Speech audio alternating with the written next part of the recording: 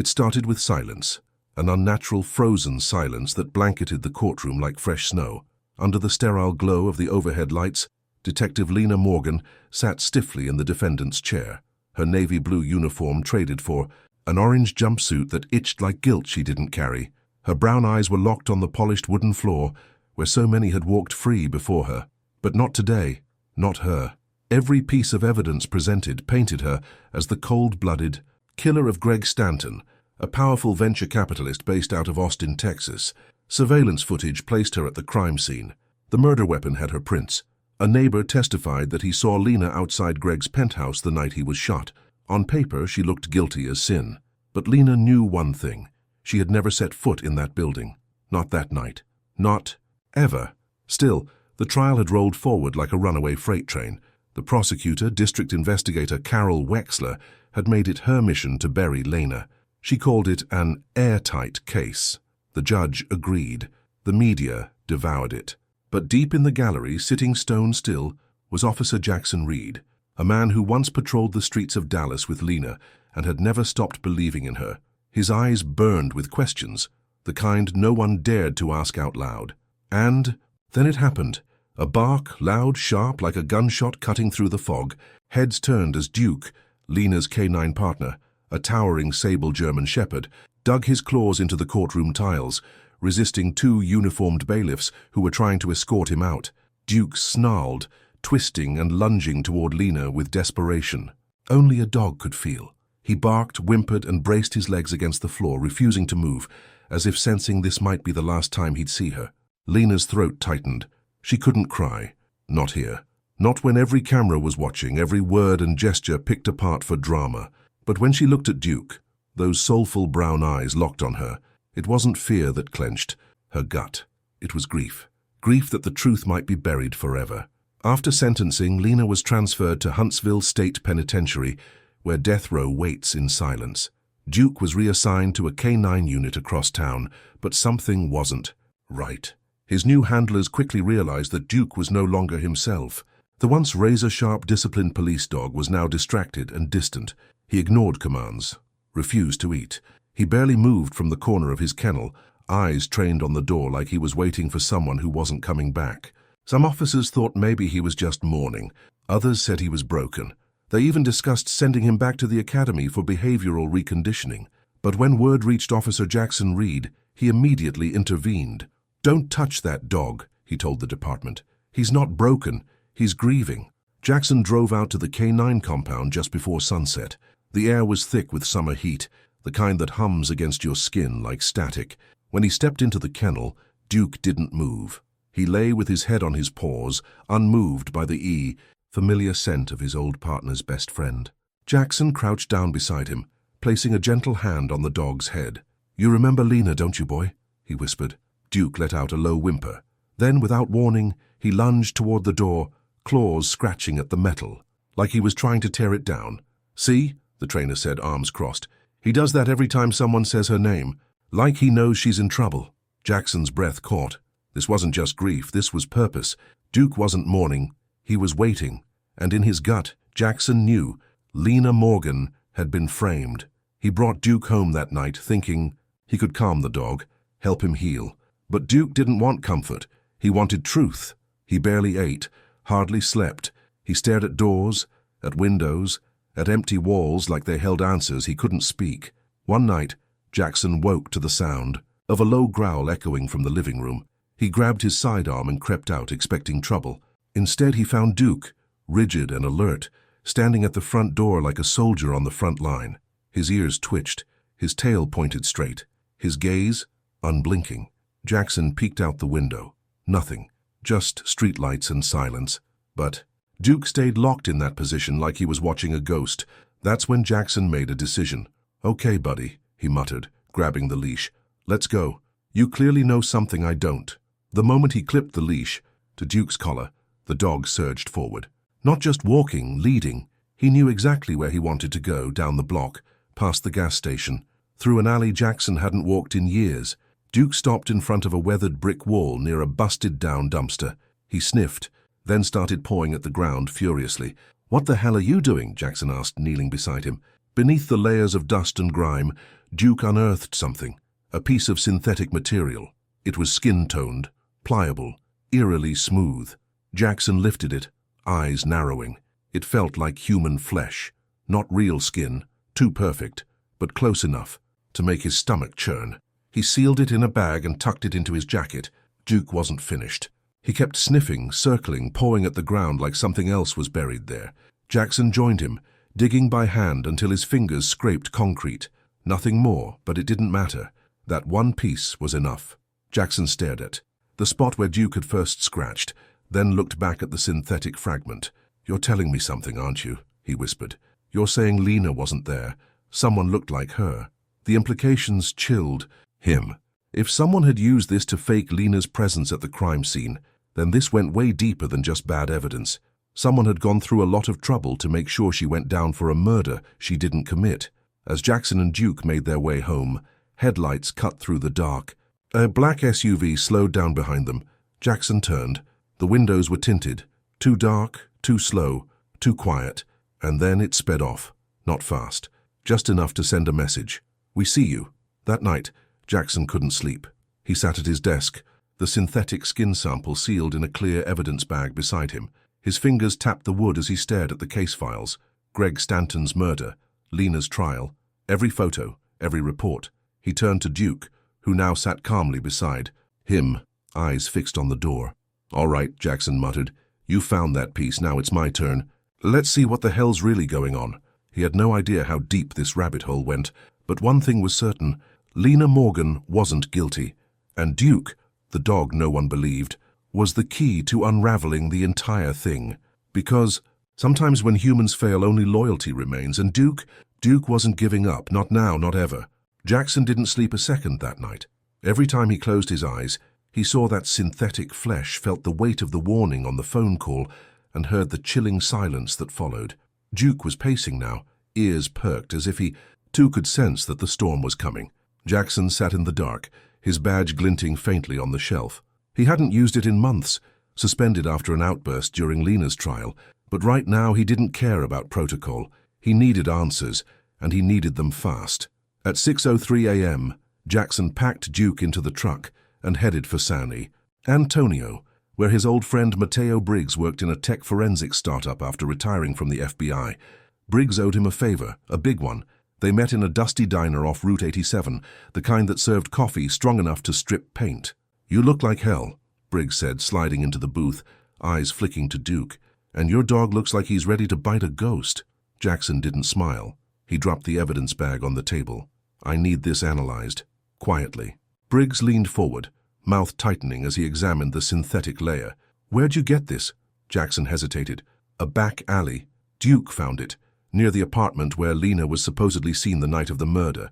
Briggs tapped the bag. "This isn't your regular Hollywood prop. This is high-grade silicon blend, almost military. You don't just find this stuff lying around. Someone built a mask." Jackson felt his gut twist. "So someone could have impersonated her, made it look like she was there." "Exactly," Briggs said. "This ain't a prank, man. You're messing with something large." Briggs promised results within a day, and Jackson left the diner with his thoughts racing faster than traffic on I-35. If someone had faked Lena's presence, who were they protecting? And why choose her as the scapegoat? Back in Austin, Jackson visited Greg Stanton's penthouse building, pretending to be a building inspector. It was risky, but he had no choice. The doorman wasn't the same as before. Older guy didn't recognize him. Lucky break. On the top floor, Jackson found the exact hallway from the trial's surveillance video. He walked it slowly, letting Duke sniff around. The dog paused by a vent shaft, growling deep in his chest. Jackson knelt and found something odd, tiny scratch marks around the vent's edge. He used his pocket knife to pry it open. Inside was a button-sized device like a transmitter. Duke barked sharply. Jackson pocketed it, unsure what it meant, but certain it didn't belong there. As he turned to leave, footsteps echoed from the stairwell. Jackson froze. He tucked the device deep into his jacket and stepped casually back toward the elevator. A tall woman in a gray suit passed him, nodding politely. He nodded back, though he couldn't shake the feeling she was watching him. Once he and Duke were in the truck, Jackson pulled out his burner phone and dialed Briggs. "Find anything?" "Oh yeah," Briggs replied. "You're not going to like it. That mask? Came from a military contractor called Xenotech, deep black budget stuff. They make human skin disguises for covert operations.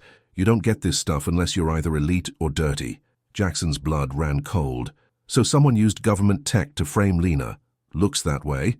And that transmitter you found? It's a location tag. Probably used to create a fake heat signature for thermal cameras, like someone wanted to simulate Lena's body in that hallway, even if she wasn't there. Jackson looked over at Duke, whose eyes were locked on the passing traffic. Someone's covering tracks, he muttered, and I think I just stepped into their spotlight. That night, Jackson drove back to his place in Round Rock, but the moment he pulled into his driveway, he knew something was wrong. His front door was ajar. Duke leapt from the truck before Jackson even cut the engine, bolting toward the porch with a snarl. Jackson followed, gun drawn. Inside, everything looked untouched except for the smell. It was faint, chemical, like plastic and ammonia. Someone had been here, and recently. In the living room, Jackson found a single item placed deliberately on his coffee table, a photo. It was a picture of Lena, in her uniform, smiling, scribbled across it in red marker. "Let sleeping dogs lie." Jackson clenched his jaw. "Well, that confirms it," he muttered. "They're watching us." He snapped a photo of the threat and locked it away, but Duke wouldn't stop pacing, his nose glued to the floorboards. Jackson grabbed his gear and made the decision he'd been avoiding for days. They had to move. He packed his files, stuffed his laptop and hard drives into a bag, and loaded everything into the truck. Then he opened the back door and let Duke jump in. They weren't safe here anymore. By midnight, Jackson was off-grid, parked at a cabin in Blanco County that his uncle once used for hunting trips. No cell service, no neighbors, just trees, coyotes, and darkness. For the first time in days, Duke seemed calm, but Jackson's mind was anything but. "They framed Lena using tech built for spies," he whispered, pacing the wooden floor of the cabin. "That means whoever did this isn't just some greedy lawyer or dirty cop. This goes way higher." The next morning, Briggs called from a secure line. "Jackson, you need to sit down. There's a private security company linked to Xenotech called Aegis Corps. Guess who sits on their board?" Jackson already knew. Greg Stanton. Bingo, but that's not all. Lena was investigating Aegis Corps 6 months before his death. She filed 2 internal reports, both flagged as unsubstantiated and wiped clean from the records. Someone didn't just frame her, they eliminated her paper trail. Jackson's head spun. Lena had uncovered something that got her framed and nearly buried, but she wasn't buried yet, and neither was the truth. "Send me everything you've got," Jackson said. "It's time. We bring someone else into this." That night, Jackson reached out to Emily Hart, an independent journalist out of Houston, who specialized in exposing corporate corruption. She'd once called Jackson a Boy Scout with claws. He needed those claws now. Emily met him at the cabin 2 days later, eyes sharp and voice low. "This story smells like a pile of rot," she said after hearing everything. "Let me dig, but if I go in, I go all in. You sure you're ready for that?" "I'm not. The one who needs saving," Jackson replied. "Lena is." Duke barked once, short and loud, like he agreed, and from that moment forward they were a team. A cop with nothing left to lose, a reporter chasing the truth, and a dog who refused to forget. Rain hammered the windshield as Jackson and Emily drove through the back roads of Fayette County, the wipers struggling to keep up with the storm. The silence between them was heavy, tense, filled with questions neither dared ask aloud yet. Duke sat in the back seat, growling softly with each flash of lightning, as if nature itself mirrored the darkness they were about to step into. The contractor, Trevor Ellis, had been found dead in a motel just outside of Houston, an apparent overdose, but Emily had seen the scene before the cops arrived. "His eyes were wide open," she said, voice tight, "and his hand clenched around a keycard with Lena's badge number engraved on the back. Not printed, engraved. That's not just misdirection, that's orchestration." Jackson pulled into the motel lot, now taped off and crawling with investigators. He flashed a badge he technically wasn't supposed to use and introduced himself as a private consultant. One of the younger officers nodded, recognizing his name from old cases. They were allowed into the room, but only briefly. The room smelled of bleach and burnt rubber. Duke sniffed the air and barked once, spinning toward the closet. Jackson opened it and found a small melted plastic container like the casing for a flash drive. "He tried to destroy something," Emily said, crouching beside him. "Or someone did it after." They returned to the truck, where Emily retrieved a set of photos she had snapped before the scene was tampered with. One showed the corner of a label poking from under the bed. Jackson squinted. That's a data chip. High-grade encryption, probably military. Emily nodded. Which means someone torched the flash drive to cover it up. But why leave the badge number? That's not just careless, it's deliberate. Jackson's eyes darkened. They want to shift the heat back onto Lena. They're not done with her yet. That night back at the cabin, Jackson studied the keycard Emily had grabbed before the cops confiscated the body. Duke kept pacing, sniffing the front door, then the back, then sitting and growling low like danger was circling. Jackson finally asked the question they'd both been avoiding. What if they're not just framing her for murder? Emily looked up. What if she's being used for something bigger? Exactly, Jackson said. They've already proven they can. Make a mask, fake heat signatures, wipe surveillance. What if Lena isn't just the scapegoat? What if someone's about to become her? Emily paled. You think they're planning something using her identity?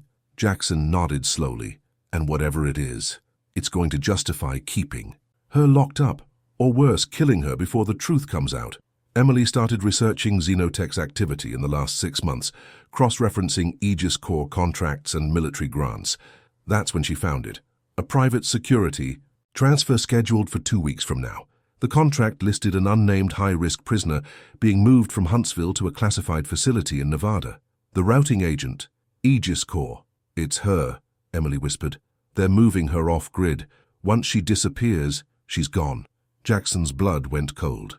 Then we have 2 weeks to stop it. He reached out to an old hacker named Calvin Grip Torres, someone who owed him a favor from a sting operation gone sideways years ago. Grip lived in a cluttered basement under a pawn shop in San Marcos and had enough screens to light up. Times Square. So you want me to break into a military-grade private contractor's server farm with zero digital footprint, hack their prisoner logs, and leak the data without tripping alarms?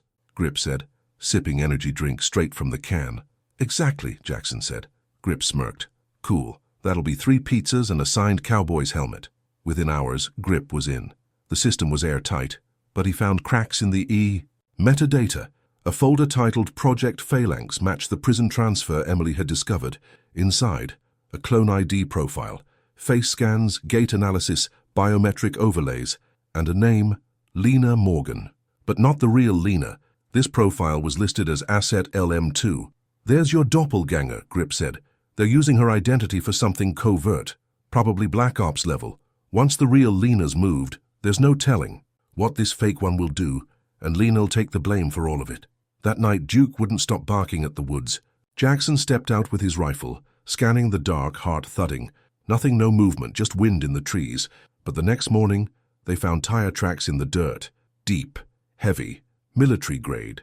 Someone had come in the night and backed off. A warning or a dry run. We're out of time, Jackson muttered. We have to get her out before the transfer. But Huntsville wasn't a place you just walked into. It was a fortress. Emily came up with the plan.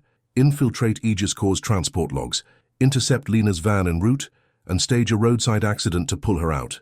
Risky, absolutely, but Jackson was willing to do whatever it took. They spent the next 3 days preparing, mapping routes, building spike strips, rehearsing timing. Duke was laser-focused, as if he knew what was coming. On the morning of the transfer, Jackson loaded the truck with gear, checked his watch, and looked at the dusty Texas sky. Let's bring her home, he whispered. Emily gave him a nod. Let's show them they picked the wrong dog. As they pulled onto the highway, Duke stood with his front paws on the dash, nose pressed to the glass, ears alert. The trap was set. The convoy was inbound, and Lena Morgan's time was running out. Jackson's boots slammed against the wet asphalt as he sprinted toward the transport van, adrenaline flooding his veins, the sound of screeching tires and Duke's barking echoing through the smoke. But then, everything stopped. A figure emerged from the back of the crippled van, stepping into view through the haze and flashing emergency lights. And for a second Jackson thought he was hallucinating, because there she was, Lena, in a dark tactical suit, eyes cold, movements sharp. But the way she held her weapon, the way she scanned the chaos, this wasn't the Lena he knew. This Lena didn't flinch, didn't hesitate, didn't even blink as she raised her weapon and aimed it directly at him. Jackson froze, instinctively reaching for his sidearm, but something deeper made him pause.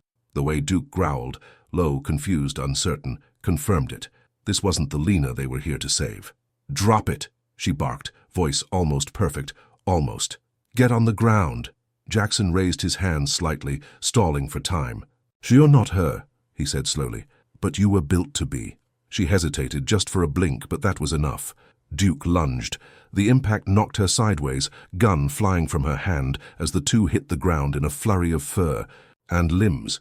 Jackson rushed forward and wrestled the imposter into cuffs, pulling off her mask with shaking hands. Underneath was a high-tech prosthetic layer, seamlessly fused into her skin. It took minutes to peel away, and when it came off, Jackson didn't recognize the woman at all. "This is what Aegis Corps built," Emily said behind him, stunned. "A weapon disguised as a cop. If she'd fired first, Lena would have been blamed again." The real Lena was in the second vehicle, restrained, drugged, but alive. Emily picked the locks while Jackson stood guard. When Lena opened her eyes and saw Jackson, she blinked slowly, disoriented. "Is it really you?" "It's me," Jackson said, voice cracking. "And Duke." Duke nudged her gently, tail thumping once as Lena's hand found his fur. "I knew you'd come," she whispered. They got her into the truck and vanished off-road, abandoning the wreckage for local cops to find. By the time Aegis Corps teams arrived, the scene was chaos. The doppelganger was missing. Lena's prison chain was lost. No clean explanation. Exactly how Jackson wanted it. They drove all night to a safe house hidden in the Ouachita Mountains of Arkansas, owned by an old military buddy of Jackson's, who owed him more than one debt. The next day, Lena finally stood under the open sky again, her breathing shaky but free. Emily debriefed her slowly, walking her through everything they'd discovered: Aegis Corps' clone program, Xenotech's synthetic disguises, and the plan to replace her entirely. "They needed your identity," Emily explained, "because it was trusted. You were a clean cop, a hero. They wanted to weaponize your reputation." Lena shook her head, stunned. "And the murder?" Jackson stepped forward.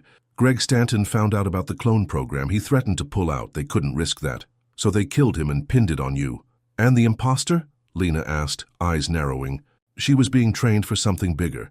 We don't know what, but we've got her gear and we've got her tech. That gives us leverage." Over the next week, the team worked in secret. Grip built a firewalled drive containing everything: mask, schematics, transfer records, security logs, and the video of the fake Lena nearly killing Jackson. Emily prepared to leak it all through her media network, while Jackson and Lena trained. She was still weak, but fire burned behind her eyes. "I'm not hiding," she told Jackson one night. "Not anymore." He nodded. "Then we don't. Just take them down. We end this." They waited until the perfect moment. Aegis Corps was hosting a security summit in Denver, showcasing its next-gen surveillance solutions. Emily infiltrated as press. Jackson and Lena posed as private clients. Duke came along, of course, his badge long gone but his senses sharper than ever. Inside the expo, the team split. Emily uploaded the entire drive of evidence to every major journalist and agency in the country. At the same time, Lena tracked down the summit's keynote speaker, Aegis Corps' director of operations. She confronted him publicly, microphone in hand, cameras everywhere. "How many officers have you replaced?" she asked, voice steady. "How many lives have you ruined with your ghost program?" The man faltered, glancing nervously at the cameras, then back at her. "I don't know what you're talking about." "Liar," Lena snapped. "I was one of them. You tried to bury me, but here I am, and I brought receipts." The internet exploded. Within hours, footage of the doppelganger, the forged evidence, the synthetic mask, everything was viral. FBI agents raided Xenotech, Aegis Corps stock tanked, indictments followed, arrests were made, and Lena Morgan, she was officially exonerated. But justice came with a price. The doppelganger disappeared before the feds could capture her. Emily believed she was just one of many. "This wasn't the end," she told Jackson. "Just the first crack in a much bigger wall." Lena chose to retire, quietly settling in with Jackson and Duke on a quiet ranch outside of Santa Fe, but she kept her old badge framed above the fireplace. Not because she missed the force, but because it reminded her of who she really was. Every morning, Duke sat at the window, watching the horizon like a guardian, and every night, when the wind changed direction or headlights passed too slowly, on the road he'd growl, just once, enough to remind them both that peace was never permanent. One evening, Lena got a letter, no return address. Inside was a photo of the imposter, still alive, still out there. A single line was scrawled underneath: "We're not done yet. The night air in Santa Fe was cool, still, and far too quiet, until Duke's bark shattered the calm like a thunderclap. Jackson bolted upright, grabbing his sidearm from the nightstand as Lena slipped on her boots and rushed toward the living room. Duke was at the window, hackles raised, eyes locked on the tree line. And then they saw it, a faint red glimmer like a laser pointer, dancing slowly across the window glass. It moved like it was searching, scanning, choosing. Lena ducked instinctively, her heart pounding as the dot hovered for one chilling second over the center of the window, then vanished into the darkness. Jackson killed the lights and pulled Lena back. Duke didn't stop growling. "They found us," she whispered. "How?" "They never stopped looking," Jackson muttered, checking, the locks peering out with his night vision scope. "We just got comfortable. They called Emily, who was already preparing for something like this. I've had sources tracking satellite pings near your place," she said. "Last week, one of them caught an encrypted drone flyover. Civilian, disguise, military corps. These guys aren't just watching, they're mapping you." Lena glanced at Duke, who was still pacing in circles, sniffing the air like he was trying to track a ghost. "So what's next?" Emily didn't hesitate. "You go on offense. There's a facility in Arizona, Black Rock Ridge, supposed to be a weapons lab, but I've traced assets linked to the clone project there. Off-the-record stuff, real dark. If the doppelganger's still active, she's either there or reporting to someone who is." Jackson nodded. "We take the fight to them." Early the next morning, the team was back on the road.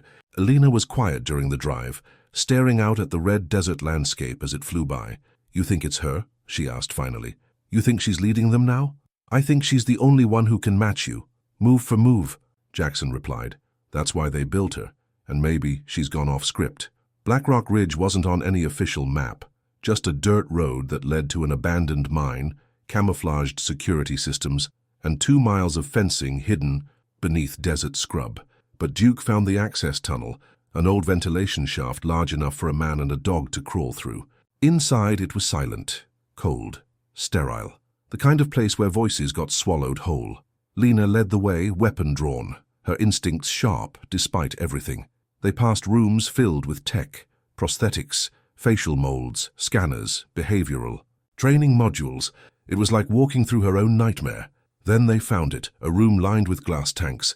Inside each one floated a body, not fully human, unfinished, incomplete, but recognizable. One of them had her face, her hands, her scars.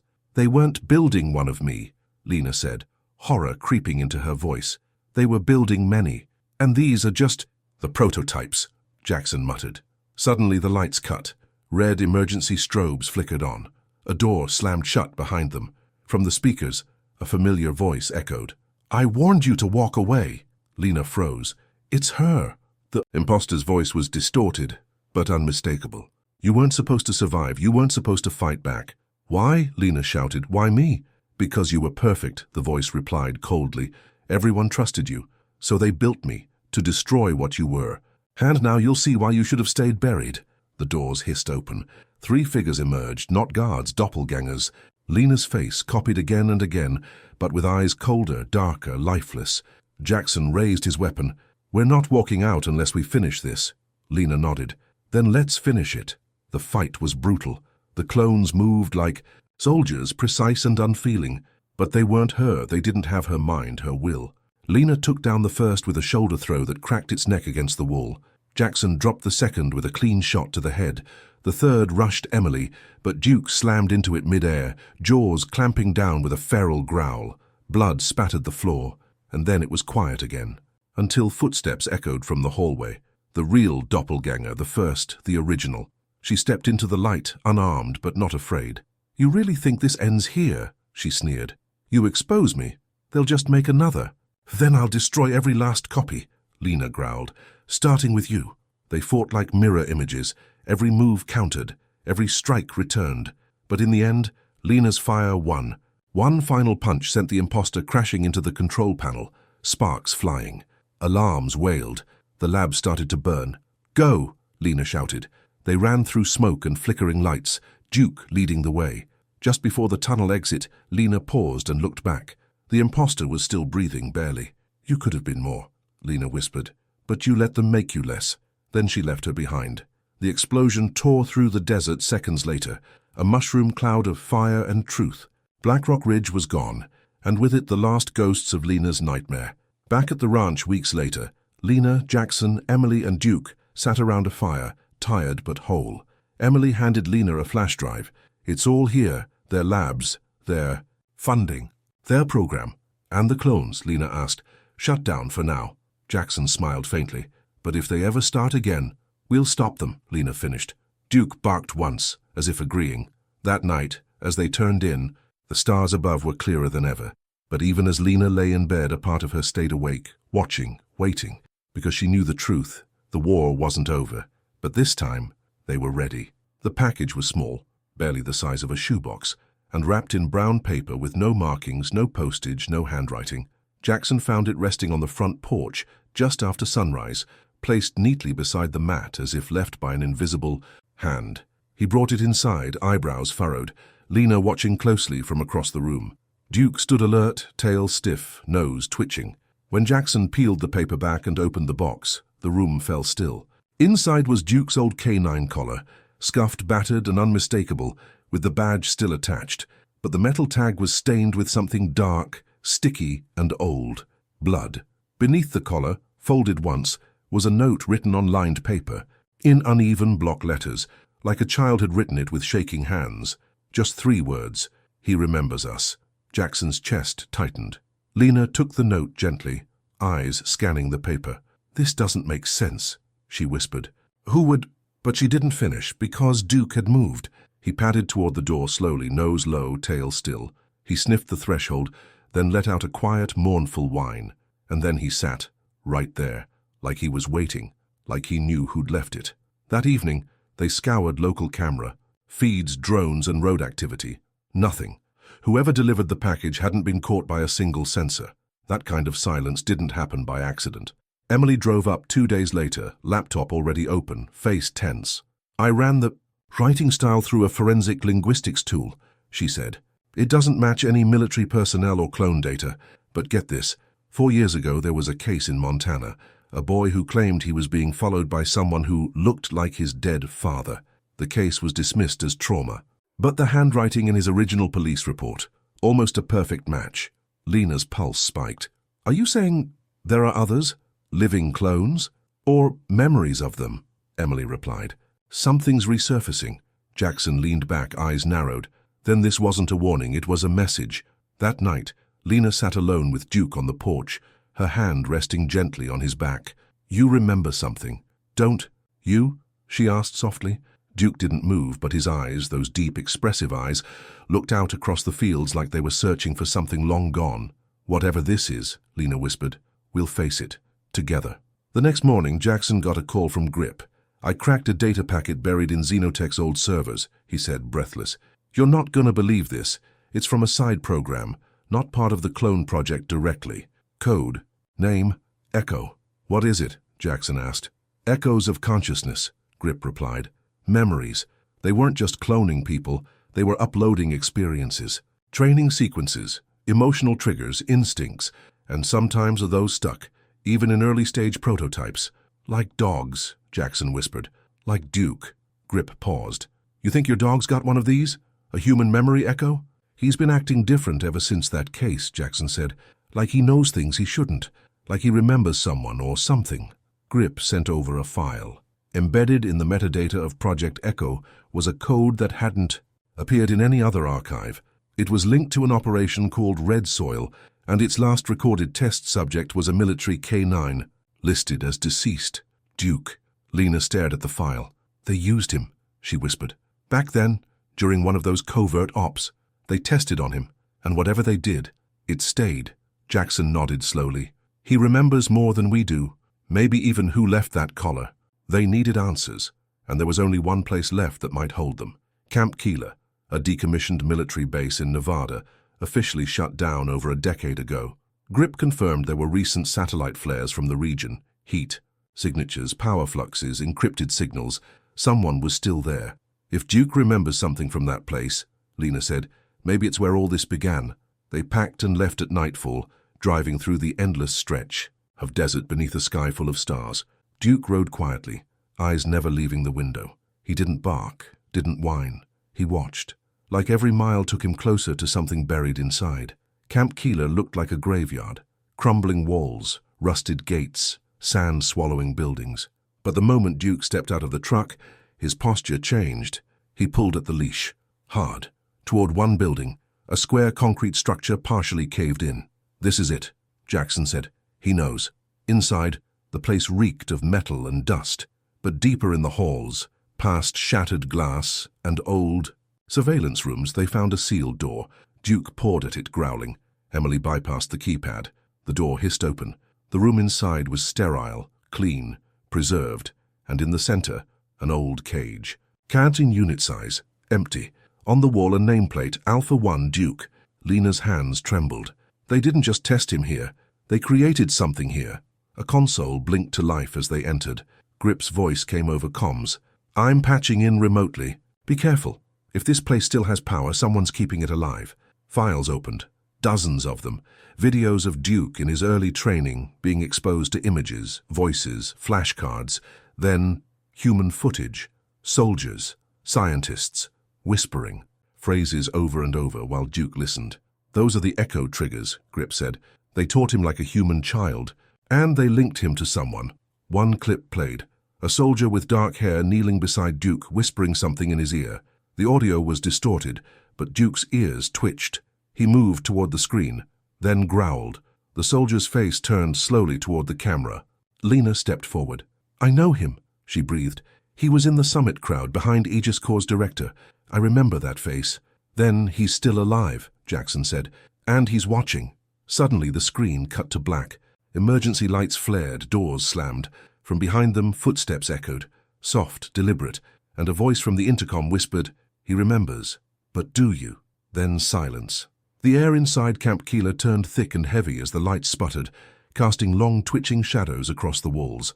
The doors had sealed behind them with a hydraulic groan, locking them into a forgotten tomb of secrets. Jackson raised his flashlight, scanning the hallway. "Power's on, which means someone killed it on purpose." Lena moved beside him, weapon drawn, eyes sharp. Emily clutched her tablet tightly, trying to reconnect to Grip's feed, but the signal was gone, just static. Duke stood frozen, near the control panel, nose twitching, ears angled forward, eyes trained on the hallway ahead. Then, without warning, he let out a low, guttural whine. Not fear, recognition. "What is it, boy?" Lena whispered, crouching beside him. "You know this place, but you know someone's here, don't you?" He didn't bark, didn't growl, just took a few cautious steps toward the shadows, like he was following a scent only he could detect. Then it came. A shadow streaked across the hallway glass. A human figure, tall, fast, moving with surgical precision. Jackson turned sharply. "We're not alone." The group moved deeper into the facility, sweeping every hallway, clearing corners with methodical calm. But the layout had changed since the original blueprints.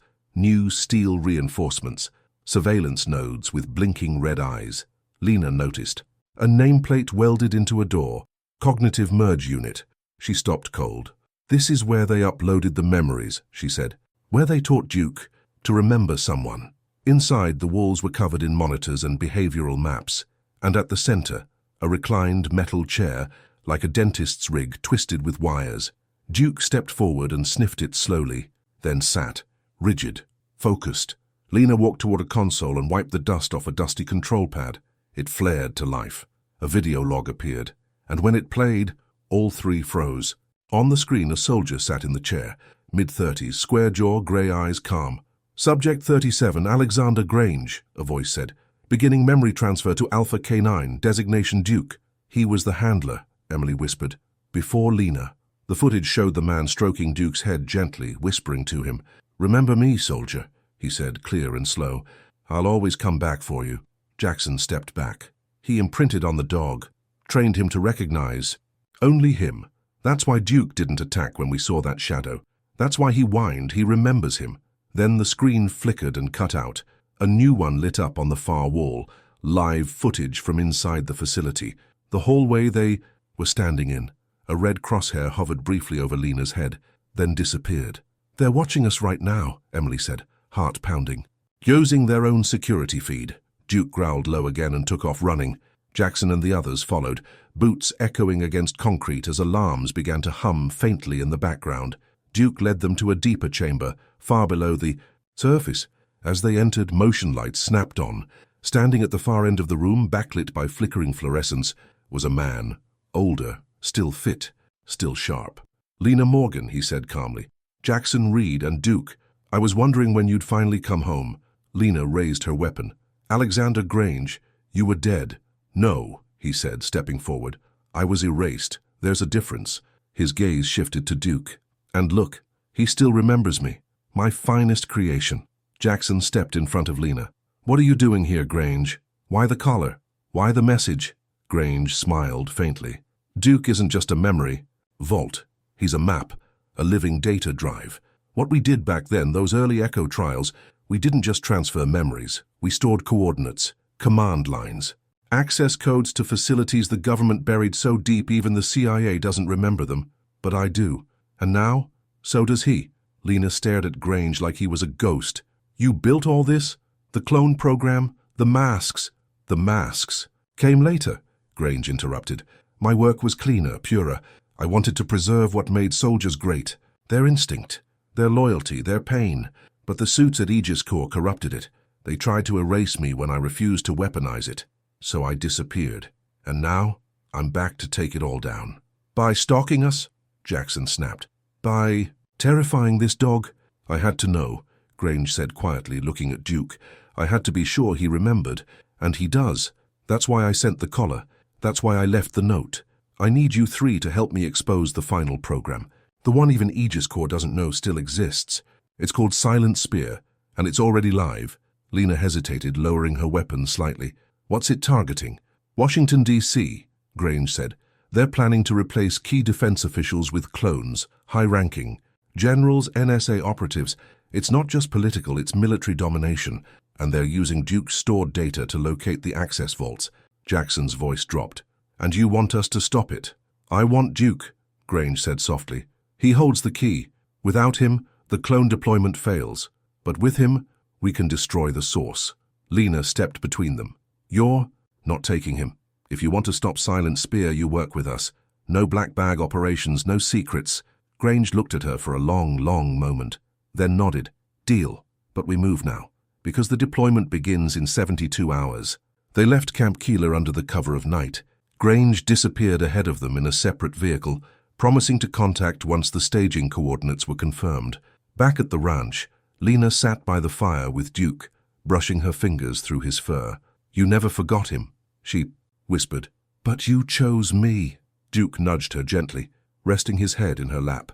And when she looked into his eyes, she saw something deeper than instinct. She saw memory, devotion, purpose.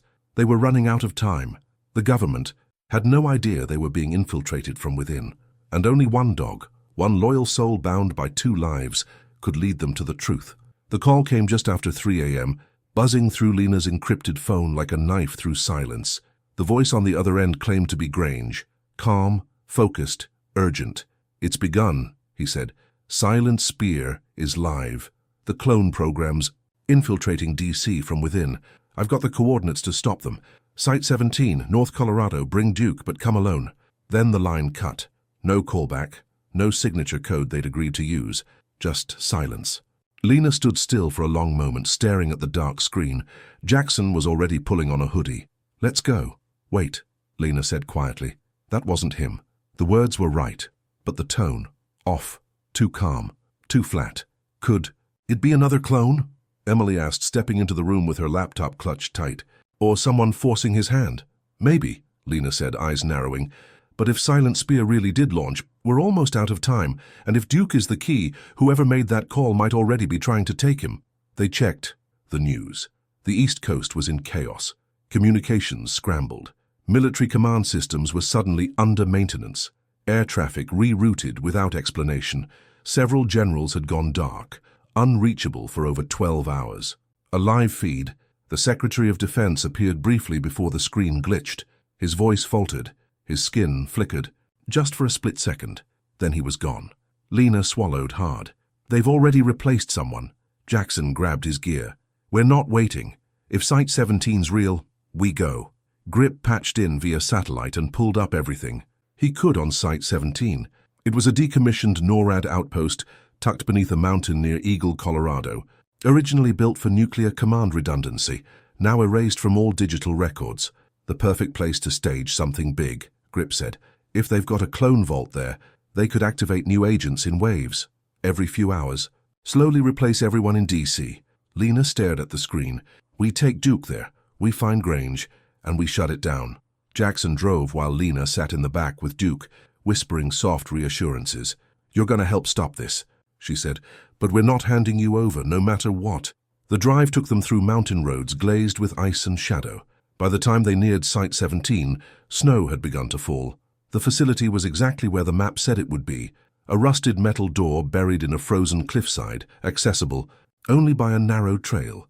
They parked a quarter-mile away and hiked the rest on foot. The door was unlocked. No guards, no sensors, no tripwires. Too easy, Jackson muttered. They slipped inside. The air was freezing, the walls lined with frost-covered metal panels and old equipment that hadn't been touched in years, or so it seemed. Then Lena spotted it. Fresh footprints in the frost, deep, heavy, leading down. They followed them to a chamber marked Control Deck B.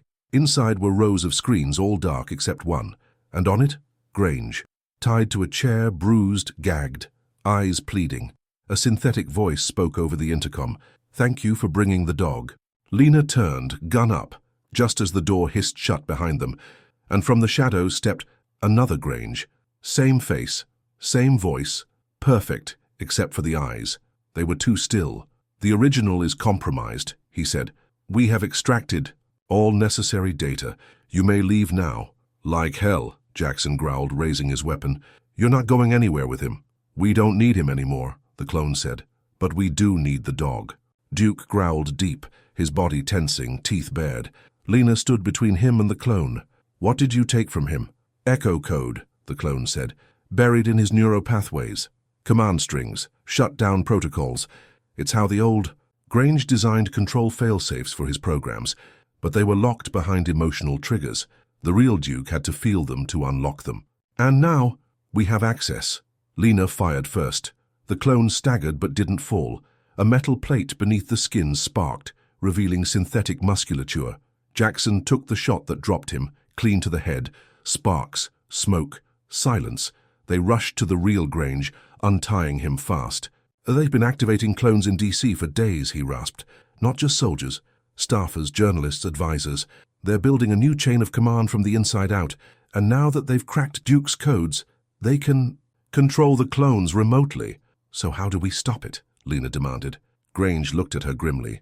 There's a failsafe, a broadcast signal that can wipe the entire network, destroy every synthetic ID tagged to the clone project, but it's embedded in Duke, a final firewall. Triggering it could scramble his mind. Lena flinched. Then we don't use it. If you don't, Grange said slowly, thousands more will be replaced in the next week.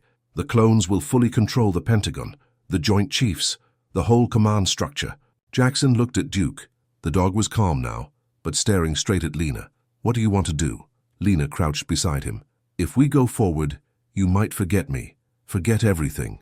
Duke pressed his head into her palm, then walked to the console and sat, eyes locked on the screen.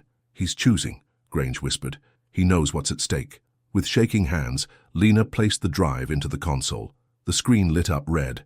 Execute Echo Failsafe YN. Lena looked at Duke. One last time. I love you, buddy. She hit Y. The lights dimmed. The facility trembled. Across the globe, clone nodes crashed. Emergency systems rebooted. One by one, agents blinked, then collapsed. And in the control room, Duke whimpered once, then slumped. Lena caught him as he fell, eyes open but blank. For what felt like an eternity, the control room stayed silent except for the low hum of dying electronics and the wind howling through the broken entrance vents. Lena held Duke in her arms, her heart heavy, her fingers running gently through. The thick fur on his neck. His body was still warm. His chest still rose and fell, but slow, shallow, too quiet. She whispered his name again and again. Come back, Duke, please come back. Jackson stood a few feet away, arms crossed tight, watching her, not saying a word. Grange was seated near the console, bleeding from a gash on his forehead, head bowed, not with pain but guilt. He had designed the failsafe. He had known what it might cost. Emily arrived an hour later with a secure evac chopper. her eyes red and wild from watching the collapse unfold live from her command van.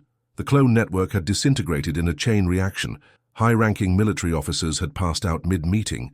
Synthetic soldiers collapsed mid-step. Entire security protocols had scrambled and rebooted. Washington was in uproar. Congress declared emergency session. But the real battle had happened here, inside a cold bunker beneath the Rockies, in a room where one dog had made a choice to save millions. "We need to move," Emily said softly. "Medical evac for Duke now." Lena nodded once and gently laid Duke onto the stretcher, her fingers never leaving his fur. The team flew him to a high-security veterinary trauma center in Boulder, guarded by a full squad of federal agents and black site doctors pulled from military contracts. No cameras, no press, just people who owed them favors. For hours, Duke lay under sedation, hooked up to machines that mapped his neurological activity. Brain scans lit up like storm clouds. Disrupted patterns, tangled pathways, memory sectors fading. "He's alive," one doctor said, "but his mind, it's fragmented, like a hard drive hit with a magnet." Lena refused to leave his side. For 2 days, she stayed curled in the chair beside him, whispering old phrases into his ear. "Who's my good boy?" she'd say. "Where's your tennis ball, huh? You missed that ugly couch back in Austin?" No reaction until day 3, just past midnight. The machines beeped once, out of rhythm. Lena jolted awake. Duke's paw twitched, then again, and then he barked, soft, hoarse, but real. Lena leaned in fast, tears already in her eyes. "Duke?" His head turned slowly. His eyes met hers. They were cloudy, unfocused, but he saw her. She knew he did. His tail thumped against the bed once, twice, and in that moment Lena let out a shaky laugh that broke into a sob. "You came back." Jackson and Emily burst into the room seconds later, alerted by the monitors. Jackson froze in the doorway, stunned. "He made it," he whispered. Grange stood just behind him, leaning heavily on a cane. "Not all of him," he said quietly, "but enough. The memories may be scrambled, but the heart, that doesn't fade." Over the next few weeks, Duke began to recover. Slowly, carefully. He needed retraining for basic commands, and sometimes he'd freeze, like he was searching through a fog of memories. But his instincts? Still sharp. His loyalty? Unshaken. Lena spent every day helping him rebuild, using old games, old commands, and new love to pull him back. Jackson coordinated with Pentagon officials who had finally come forward with evidence that the clone threat was real. Silent Spear had nearly succeeded. Without Duke, it would have. Emily released a carefully redacted version of the story to the public. The world learned just enough. A rogue AI experiment nearly hijacked by foreign actors, stopped by whistleblowers inside a decommissioned bunker. No clones, no secret doppelgangers, just shadows. But deep within private files, the full truth was preserved for those who needed to know. And Lena? She was finally cleared, her name fully restored. The governor of Texas issued a formal apology. The FBI gave her a private award. She accepted none of it. She didn't want medals, just peace. One crisp morning, Duke chased a tennis ball across their yard in Santa Fe.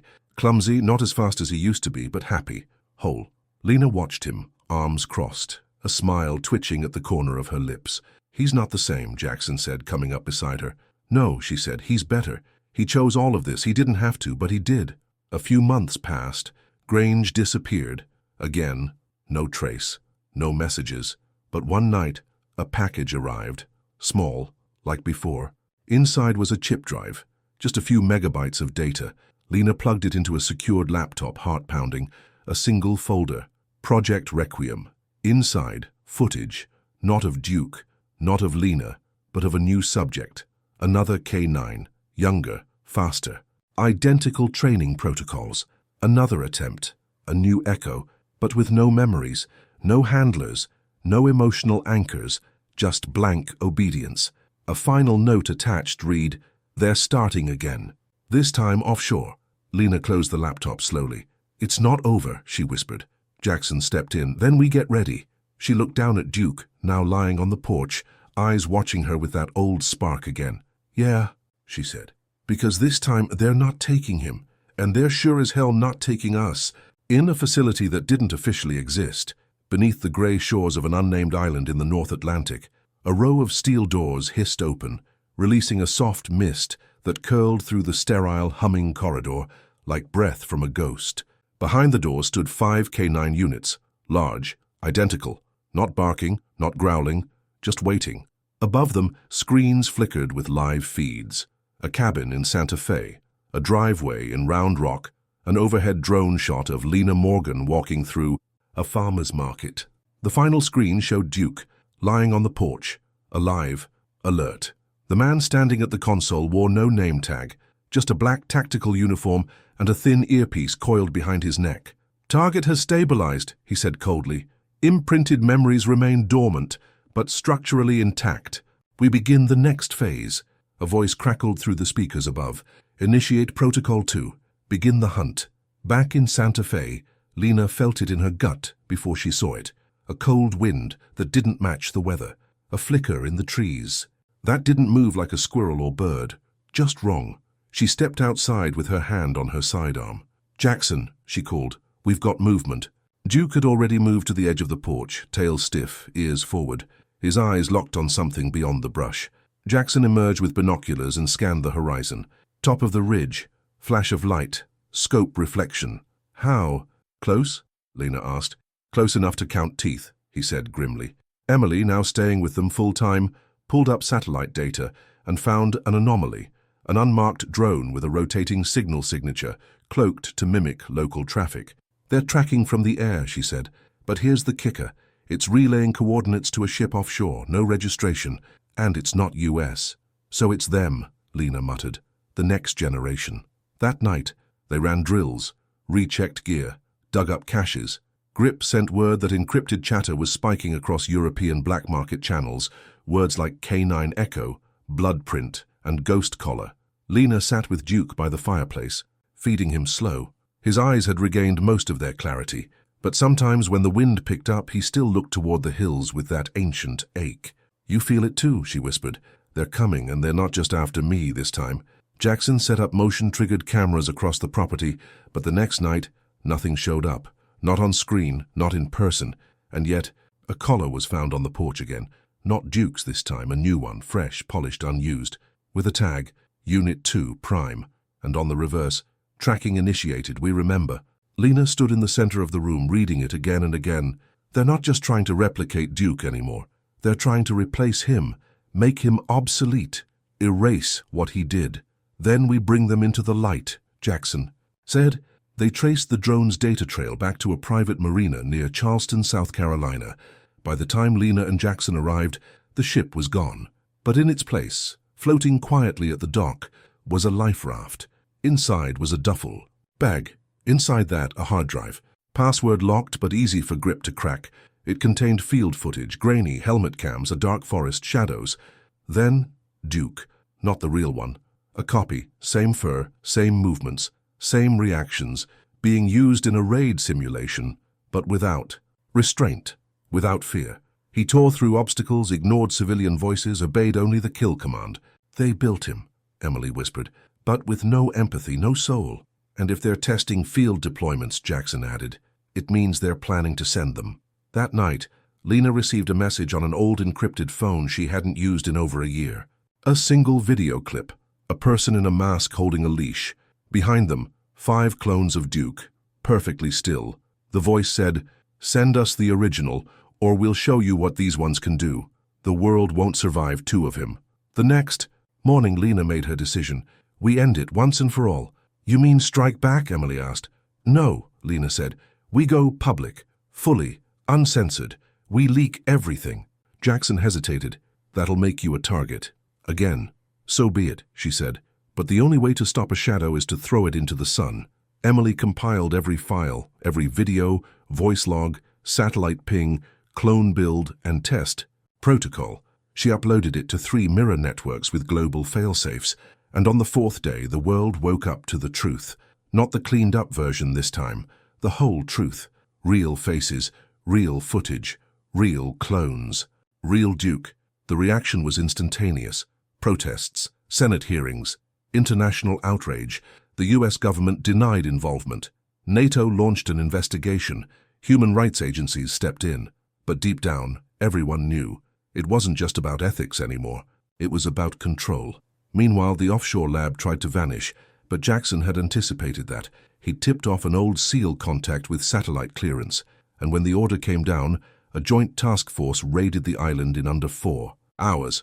Most of the facility was already destroyed, but one thing remained, one solitary K9 unit hiding in the back, trembling. Not programmed, not violent, just lost. Lena walked in slowly, Duke at her side. The clone lifted its head and whimpered, then lowered it again. Duke didn't growl, didn't attack. He sat down, quiet, watching. He sees himself, Lena whispered. What now? Jackson asked. We take him, she said. We give him a name, a real one. We teach him what loyalty means. That winter, 2 German shepherds ran across the snow-covered field outside Lena's home. One old, steady, wise, the other young, curious, learning. And inside, Lena, Jackson, and Emily watched them through the window. They tried to build the perfect weapon, Lena said softly, and instead, we showed them the perfect friend. As the sun dipped behind the mountains, a final encrypted message pinged across the globe from a bunker long thought destroyed. It read, Echo terminated, Requiem successful, project concluded. But Lena didn't celebrate. She leaned down to Duke, who now sat beside her, calm and watchful. Stay sharp, she said, because peace is just a pause between hunts. And next time we'll be ready.